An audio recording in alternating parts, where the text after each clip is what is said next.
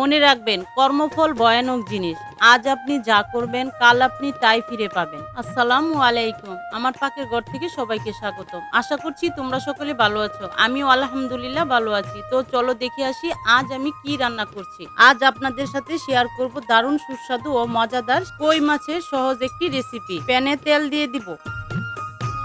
আমি প্রথমে কই মাছগুলো লবণ আর হলুদ লাগিয়ে হালকা লাল করে ভেজে নিব। কই মাছের গায়ে চিড়ে নিয়েছি যাতে করে মশলাগুলো ভালোভাবে কই মাছের ভিতরে যেতে পারে। কই মাছটাকে উল্টে পাল্টে দুই ওপাশে হালকা ভেজে নিব। ভাজা হয়ে গেলে তুলে নেব। আরেকটা কড়াইয়ে সরিষার তেল দিয়ে দিব। তেল গরম হয়ে আসলে পেঁয়াজ কুচি চিড়ে রাখা কাঁচামরিচ দিয়ে দিব। পেঁয়াজটা ভালোভাবে ভেজে নিব।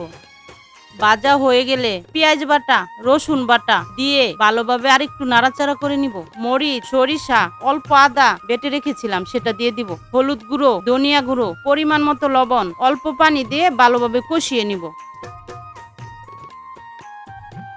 ঢাকনা দিয়ে ডেকে দিব। ঢাকনা খুলে নাড়াচাড়া করে নিব। নাড়াচাড়া হয়ে গেলে আমি পানি দিয়ে দিব। পানি দেওয়া হয়ে গেলে মাছগুলো আমি দিয়ে দিব।